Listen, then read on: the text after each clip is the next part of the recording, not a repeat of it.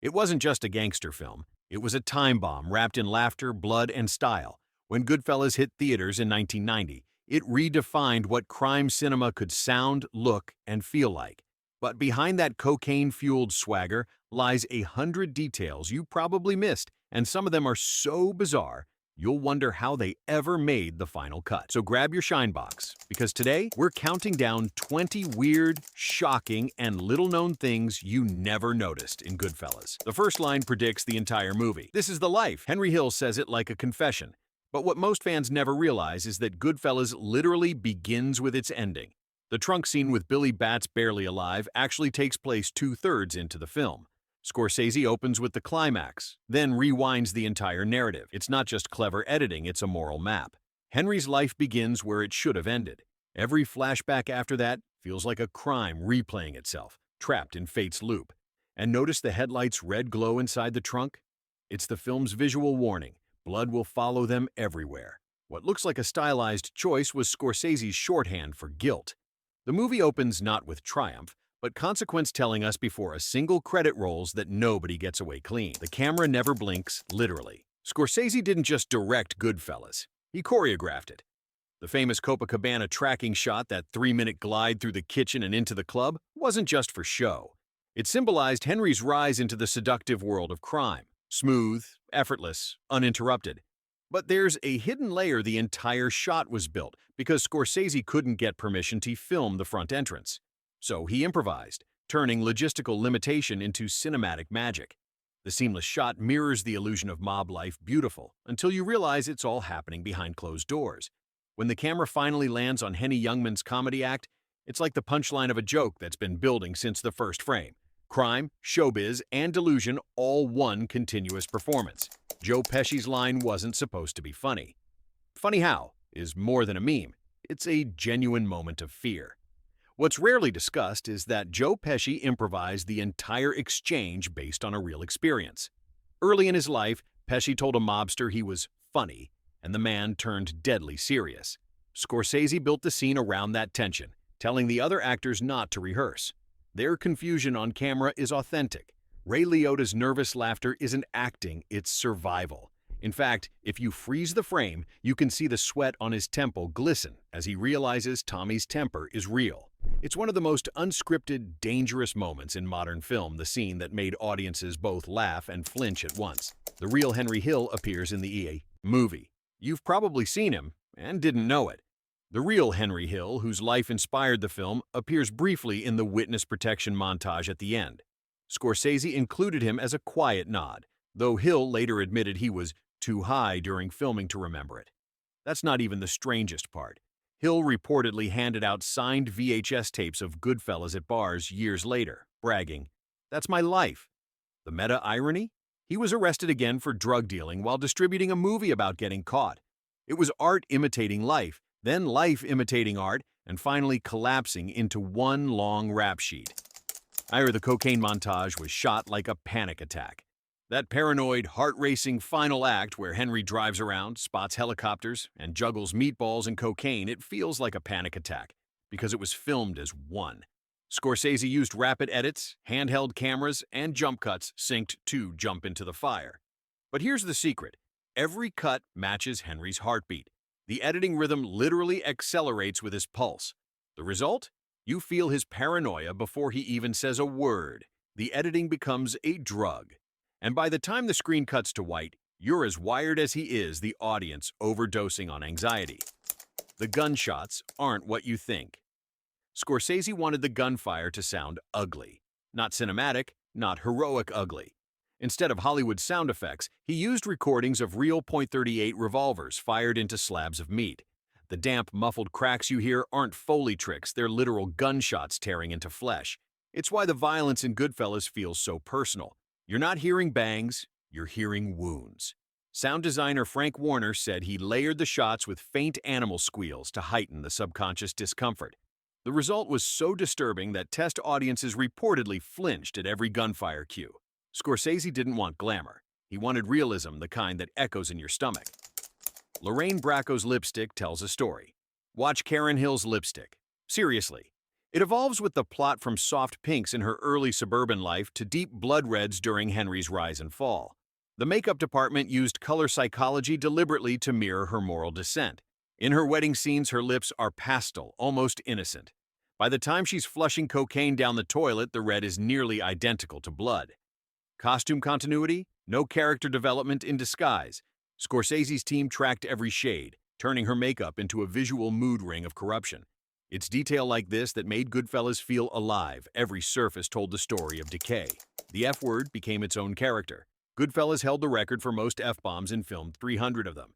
But here's what most people don't know. Half were improvised. Scorsese didn't script the profanity. He encouraged the actors to speak like they would in real life. Pesci alone contributed over 100. What's ironic is that the excessive profanity was never meant to shock, it was meant to blend in. The swearing became ambient sound, the language of that world. Scorsese said it was musical, a rhythm of menace and affection. So when censors objected, he replied, "They're not swearing, they're breathing." Ray Liotta's laugh was real and terrified everyone. That legendary close-up of Ray Liotta laughing hysterically in the nightclub wasn't directed. Scorsese caught it between takes. The actor's real, unfiltered laugh was so eerie that the editor decided to intercut it through the movie as a motif of madness. Every time you see that freeze-frame smile, especially during violent moments, it symbolizes Henry's detachment from morality. It's not joy, it's psychosis. Liotta later said he was shocked to see how much Scorsese used it, calling it the laugh of a man who doesn't know he's doomed. The ketchup trick you never spotted. In the dinner scene with Tommy's mother, played by Scorsese's real mom, Catherine, there's a small, almost invisible detail that changes everything. The ketchup bottle on the table moves between cuts. 1 second it's by the bread, the next it's near Tommy.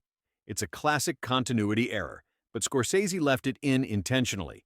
He once explained that the scene wasn't about logic or neatness, it was about discomfort. The ketchup's shifting position subtly breaks the illusion of normal time, creating a quiet sense that something isn't right. As the men laugh and eat pasta, a body lies in a car trunk just outside. The misplaced bottle becomes a cinematic shiver, a reminder that horror and homeliness are happening side by side. Scorsese grew up watching warmth and menace coexist at Italian dinner tables, where food and family could mask anything. The ketchup bottle represents that unspoken tension, the red stain that keeps reappearing no matter how often it's moved. It's domestic, it's harmless, but it's also blood-colored. In a film where every shot tells a secret, even condiment placement becomes confession. That moving bottle doesn't just break continuity, it breaks composure. The film secretly references The Godfather. When Henry narrates, "As far back as I can remember, I always wanted to be a gangster." Listen closely, the background score mimics the opening string progression of The Godfather's theme. It's subtle, but it's there, reorchestrated as a jazzy riff. Scorsese wasn't mocking Coppola, he was rewiring the myth. Where The Godfather turned mobsters into tragic royalty, Goodfellas dragged them back into reality, sweaty, paranoid suburban crooks. The musical echo was a message. The fairy tale is over. Welcome to The Hangover.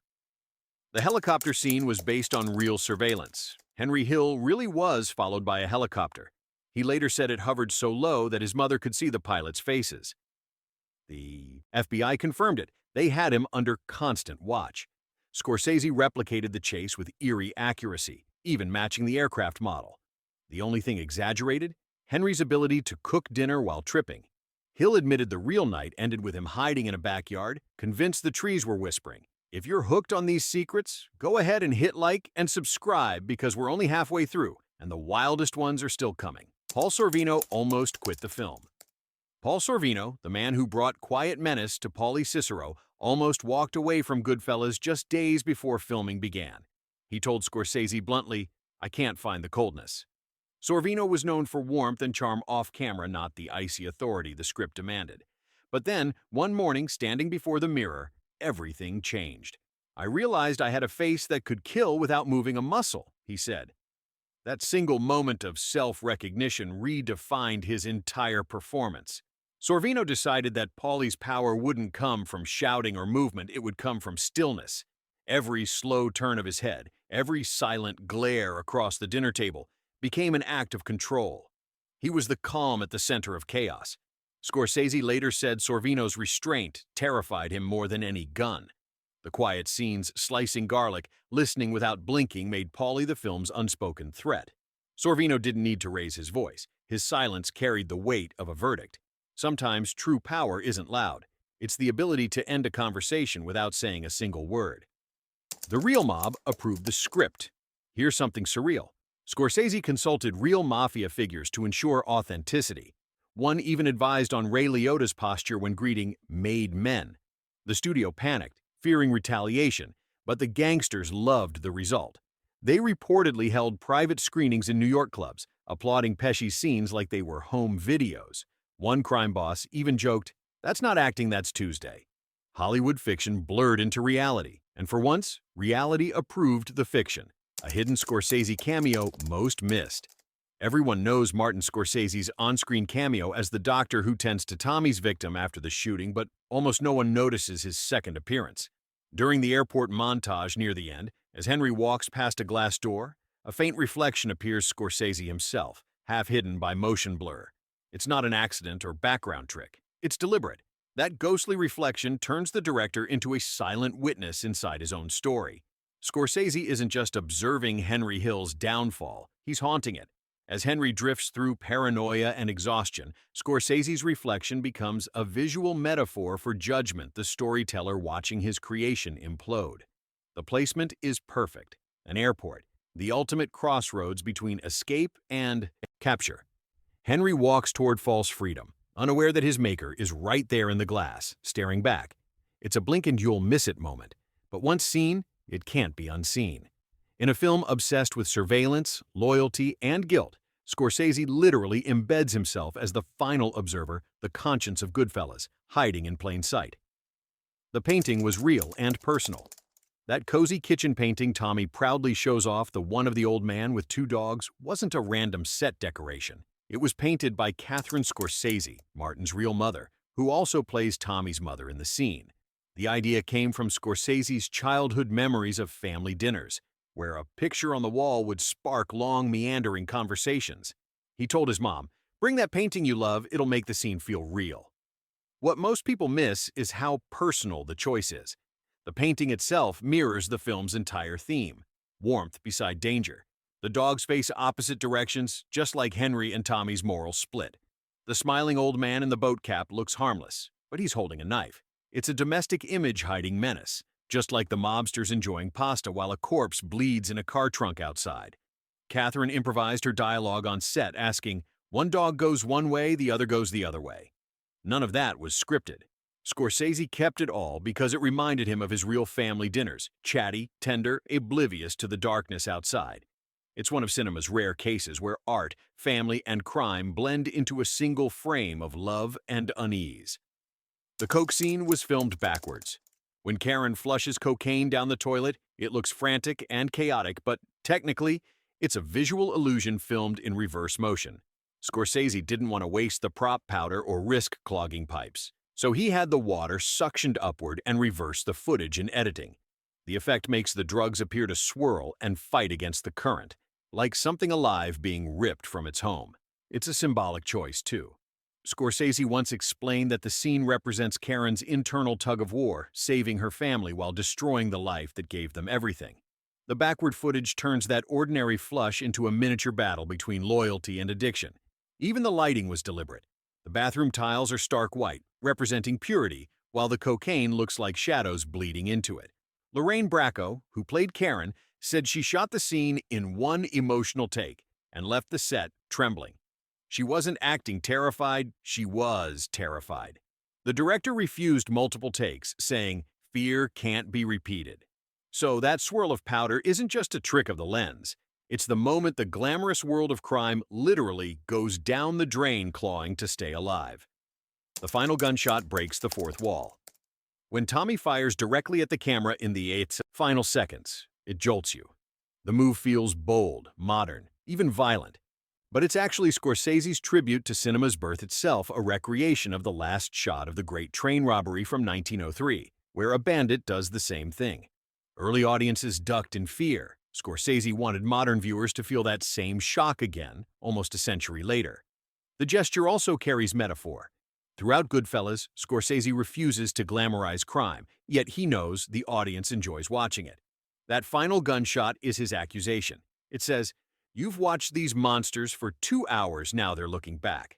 Tommy doesn't just kill Henry's story, he shoots directly at us, breaking the fourth wall between entertainment and complicity. The sound design even mirrors an old-fashioned gun crack, not the meaty realism used earlier, but a sharp echo recalling silent film gunfire. In that instant, cinema folds in on itself. The past meets the present. Illusion meets guilt. The movie started with Henry opening a trunk and ends with Scorsese opening ours. The bullet passes through time, asking every viewer, "You still think it's funny now?" The prison food scene was 100% real. That legendary prison dinner scene, the garlic sliced so thin it liquefies in the pan, wasn't staged with plastic props or fake steam. It was real food, cooked by the actors themselves. Scorsese wanted the camera to capture the aroma of luxury inside confinement. Paul Sorvino actually chopped the garlic, Frank Pellegrino stirred the sauce, and real Italian wine simmered off in the background. Scorsese said the smell filled the studio so powerfully that crew members begged to eat after each take. The realism isn't just culinary, it's psychological.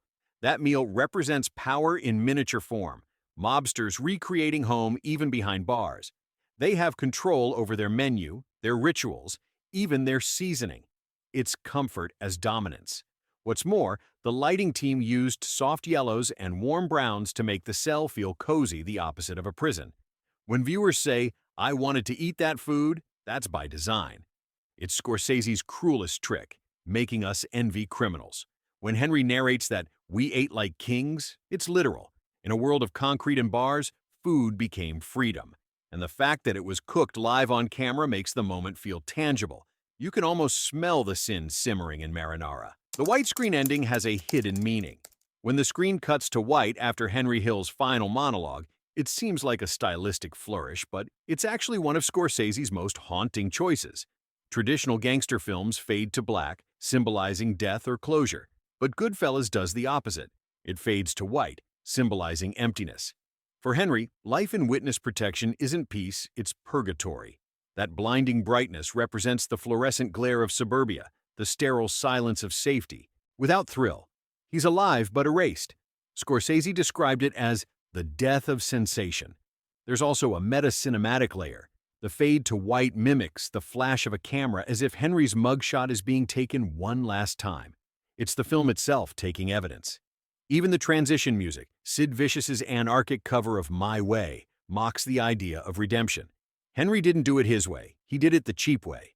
Viewers often think the white fade is a relief. It isn't. It's blindness.